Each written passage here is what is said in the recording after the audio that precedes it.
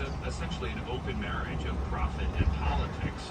The following kind of example. I mean, I talked to a lot of folks who work in the lobbying and government affairs work, and by December, shortly after Trump was elected, it was already well understood that for $1 million you could get dinner at Mar-a-Lago in a group with him, send that money to MAGA Inc., which is a super PAC.